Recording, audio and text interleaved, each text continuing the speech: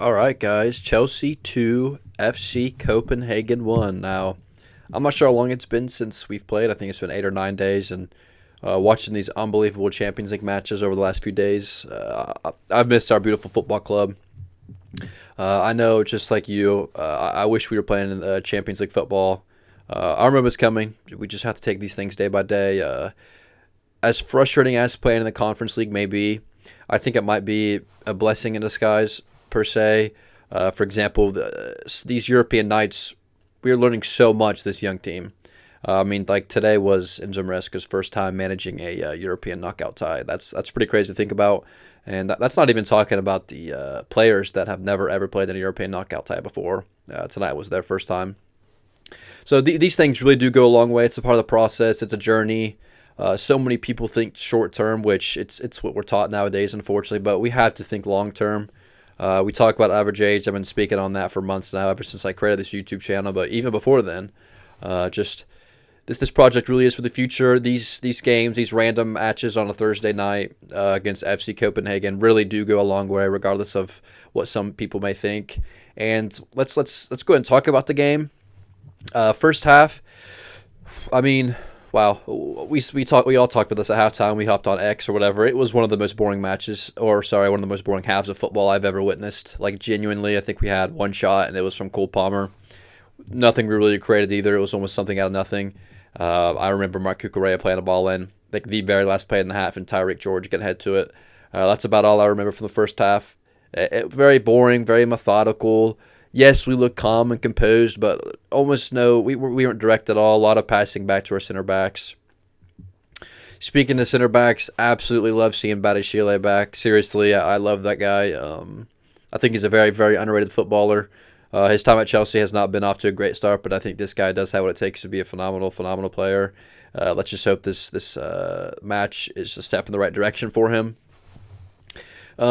Second half, obviously, we see Levi Colwill come on, Enzo Fernandez come on, and Christopher Nkunku. And wow, what is it, 60 seconds in, Reece James, what a beautiful, beautiful, beautiful strike. This guy might be the best ball striker at the football club, one of the best strikers of football in the world. I will never take Reece James in a Chelsea kit for granted. You know, with the injuries we've seen, this guy he's one of my favorite footballers of all time. Not even just right now, one of my favorite footballers of all time. Just an amazing human being, and seeing them on the football pitch will always make me smile, and seeing him score will just make me smile even more. What a goal! Celebration with the little heart always means so much from Reece. That was awesome to see. 60 seconds in, we needed a response, and especially over our recent run of form over these last few months, our second halves have been absolutely dreadful, and it was just nice to see us come out firing in the first 60 seconds of the second half. Obviously, Enzo Fernandez, it's just there's an agenda against him, and it is disgraceful. There's nothing that we can do about it. People just put these things in their head, and it happens. And unfortunately, they take their anger out on the ownership, or that they have for the ownership, on some of our players. Enzo Fernandez is one of the best midfielders in world football. He's one of the best players in world football. Very, very nice finish. It was a great press, and Kunku did a phenomenal job at finding Tyreek George through. And Tyreek George, hey, back-to-back matches with assists. That's just absolutely massive for Tyreek George. Those sort of things, I don't want to say they'll go unnoticed, but we'll almost forget about them. His first goal for Chelsea's coming. The assists are just massive for his confidence, and it was Enzo Fernandez who seems to be scoring a lot lately. No, especially more so this season. I don't want to say he lacks in ball striking, but there's more to his finishing bag to be unlocked, and I think we're starting to see that. It really was a phenomenal finish. So that was awesome to see. Caicedo. Listen, I know first half we were not very good. However, in the first half, there was one positive, and that was Moises Caicedo was putting in every single crunching tackle and looked very, very good at doing so. Reece James even had a few there in the middle of the first half. I thought that partnership, I don't know how to work against bigger teams, per se, bigger clubs, apologies, with better squads. But I do like Reece James in midfield a lot. I think this is one of the most versatile players we've ever seen. I think he could play anywhere on the football pitch of our goalkeeper and do a great job. So I understand where Enzo Maresca is coming from when he says that I see Reece James more as a midfielder. I don't understand the frustration from Chelsea fans, I guess. I will say I miss watching Reece bomb up and down the right-hand side and playing crosses in and scoring beautiful goals, but unfortunately that's just not what's happening right now. And He's learning a new position. He's played there before with Wigan. It's newer to him. He's played. This is something that will take time to learn. I think he's had a great start. I think a performance like tonight will go just miles ahead of him for his improvement. That goal will be massive for his confidence as well. Now let's just talk in terms of stretch of games. We talked about before the Southampton match how massive these four games would be in Southampton, Copenhagen, Leicester City, and Copenhagen again. My standards as a Chelsea supporter are win, win, win, regardless of competition. I don't think any match is easy.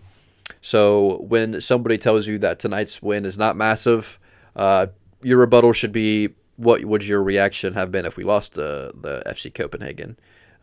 These matches were to be used for momentum, and hopefully we can keep building and building and building on these wins. And we want to qualify for Champions League football. We don't want to just watch every Tuesday and Wednesday like we are right now, this amazing competition that is providing some beautiful football at the moment. We want to be a part of it. And, maybe it's Chelsea bias from us, but I genuinely think that the Champions League is more enjoyable when Chelsea are in it. Just something about Champions League heritage, our aesthetic. Just we need to be in the competition. This year will be a massive step in the right direction. Hopefully we do end up qualifying. I am very, very confident that we will. Just don't take nights like tonight for granted. Like I mentioned earlier, these are massive wins. It's all about the small margins, the small victories. You know what I mean? Like we don't want to just win the battle. We want to win the war. You know what I mean? We're not just in here to win one measly battle. We want to win the war. What is the war? We want to be Premier League champions, FA Cup champions, Carabao Cup champions, Champions League champions, Club World Cup this summer. Apparently, a billion. A lot of money. A lot of money is being invested. Clubs are getting a lot of money just for participating. I think £120 million is what the winner is getting. So there really is so much to look forward to for Chelsea, not just with our young squad, but competitions we'll be competing in. Players that we have coming through the academy, players that we have out on loan. Estavio William looks unbelievable, has had a great few weeks. Just got cut up to the Brazilian national team. Kendry Paez a few weeks ago arriving to Cabo. We have Mike Penders on the way. Andre Santos did get snubbed of a Brazilian national team spot today, but what a player he's going to be for us. I've been saying this all year, even after the losses, so I'm not just on my high heels after a win. The future is Chelsea blue.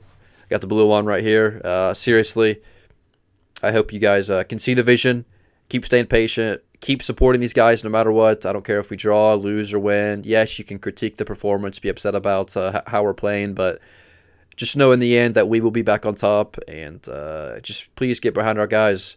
If you've made it this far, you have no idea how much you mean to me. Thank you so much, and I hope you all are doing well and staying safe. Thank you.